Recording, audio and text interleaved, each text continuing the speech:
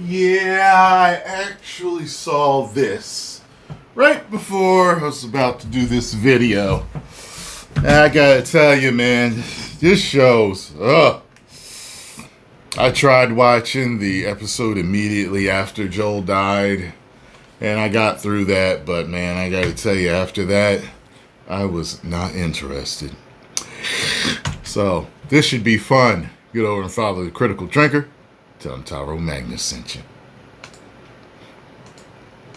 And so, The Last of Us Season 2 stumbles and flops to its conclusion like a fat guy trying to pole vault in the middle of a storm of fan backlash, cratering audience scores, and viewing figures that HBO conveniently doesn't talk about anymore. In short, this season has been nothing short of a complete and total disaster. A boring, bleak, depressing, badly written slog of a show that actually strained the very limits of my endurance just to get to the ends.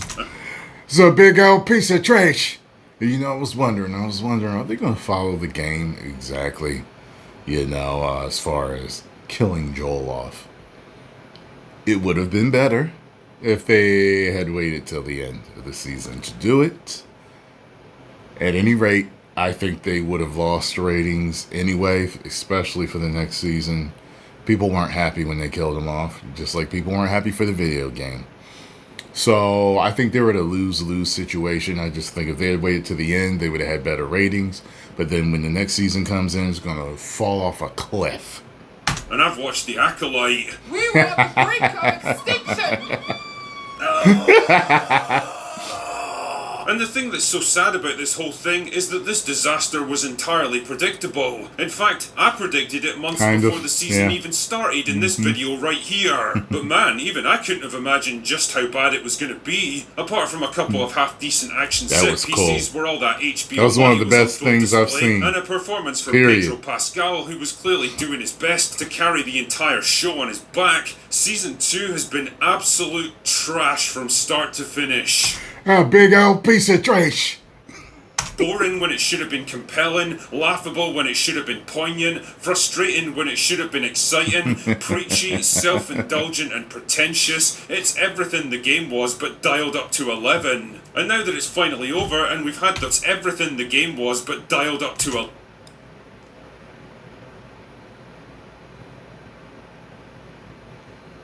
Is that... Never mind. 11. And now that it's finally over and we've had the full Season 2 experience, I think now's as good a time as any to reflect on where exactly The Last of Us went wrong. So, grab your potato masher and let's explore the top 5 reasons this show went off the rails. Problem number 1. Joel. It's no secret that killing off Joel in the first few hours of the game has gone down in history as one of the worst narrative decisions that anyone's ever made, ever. Yeah. Yep. Besides that one. Yeah. Well, I said one of the worst. And you'd think that 5 years of fan backlash, alternative suggestions, and endless video essays would have convinced Neil Druckmann to do something a bit different this time around. But they didn't. But nope, there it is, almost beat for beat, exactly like in the game, at the same exact point in the narrative. And as it turns out, it was just as unpopular now as it was 5 years ago. Yep. Not only did killing off the protagonist of the first season in such a pointless, brutal manner leave a sour taste. Neil Druckmann, you stupid son of a bitch. You should have known not to make the same damn mistake twice.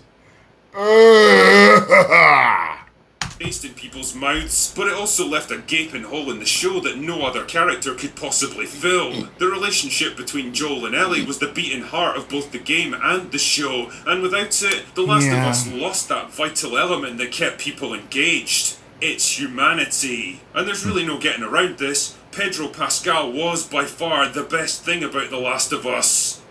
Yeah. Yeah, he's arguably overhyped and overexposed as an actor, and I'm still not convinced he was the best man for the job. But one thing I can't deny is that the guy can fucking act. Pascal brought some much-needed authority, gravitas and believability to the show, and with him out of the picture, it was up to problem number 2 to carry this show. Which brings me neatly along to... problem number 2, Ellie. There are certain unavoidable truths that have to be reconciled in life, dear viewer. 1. True happiness is something that you only recognise once it's gone. 2. Aerith is objectively the better girlfriend for Cloud in Final Fantasy VII. And 3. Bella Ramsey was the wrong fucking choice to play Ellie. Now, I'm not here to shit all over her appearance or hate on her as a person, because that's pretty unfair and mean-spirited. Who's Team Tifa? All day, baby. Woo! If I was Cloud, it'd have been done. Oh!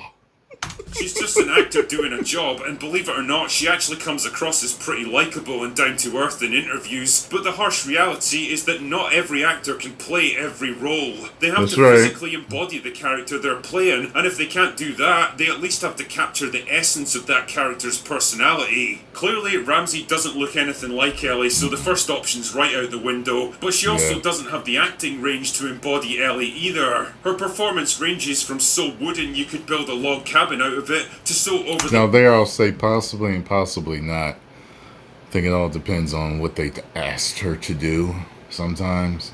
Not all the time, but I see where Drinker's going with this, but sometimes it's like you'll ask an actor about something and it's like, this is how they told me to say it. As a matter of fact, with voice acting, sometimes a voice actor isn't saying what they want, what the director wants them to say. And and they tell you this, and even in like I've had certain lessons, they'll tell you, ask them to say it the way they want you to say it, and then just mimic it in whatever character's voice is that you're doing. Because sometimes a director can tell you what they want, but it's not totally clear. You get what I'm saying? But anyway, the point is, sometimes you'll be like, why are they talking like that? Why are they playing it like this? They literally told them to play it like that. You get what I'm saying?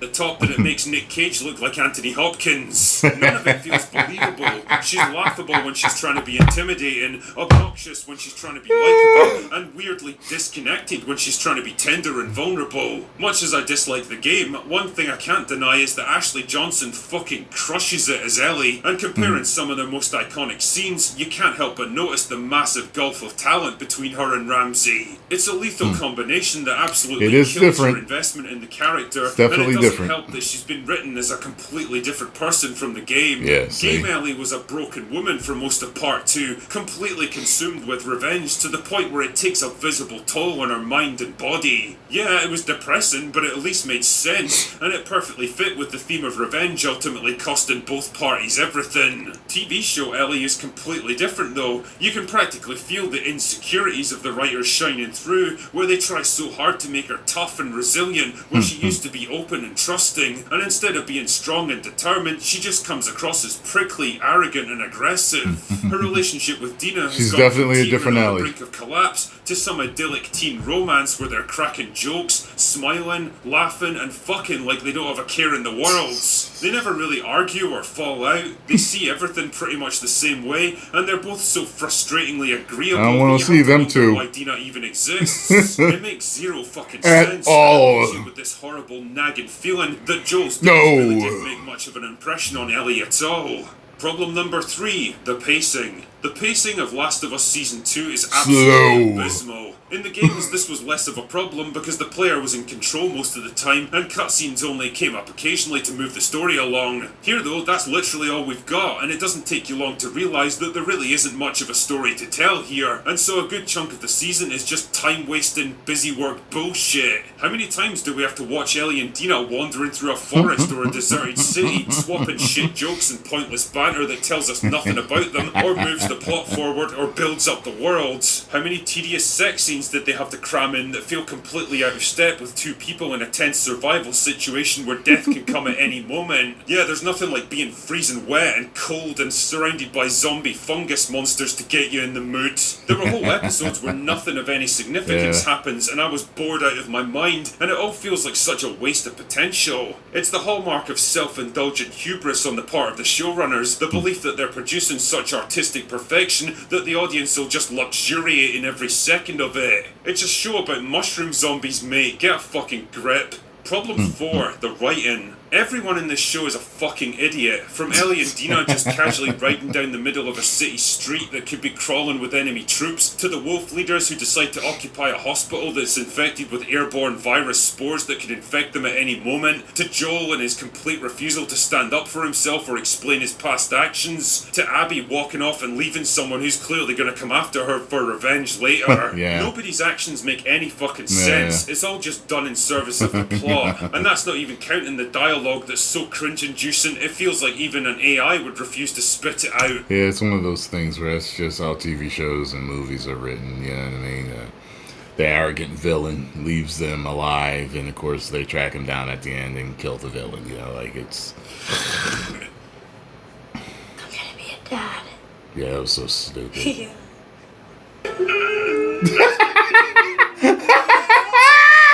Come on, that couldn't have even sounded good in your heads. Problem 5.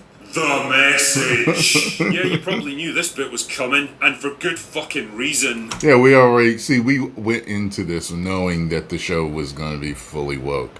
You know what I mean? That's where they went with the second game and pissed off half or more of the fan base. You get what I'm saying? So, you know, it was just one of those things I was going to try to trek and get through. Apparently, the drinker he was strong enough to do it, sir. But some of us we left the battlefield, just done. You know what I mean? So you know it's gonna be full of that, which is gonna be a ton of eye rolling, and I'm sure they chocked it full of it. The game was notorious enough for being aggressively pro-current thing, but the show takes it to such a ludicrous degree that it actually becomes laughable. The whole 100-pound actress beating up a bunch of accommodating stuntmen routine has been done so many times that I'd become kind of numb to it by this point. But then we're treated to the insane sight of Bella Ramsey, who looks like a small child at the best of times, literally overpowering a man who's at least twice her size and many times her strength. What, are you retarded?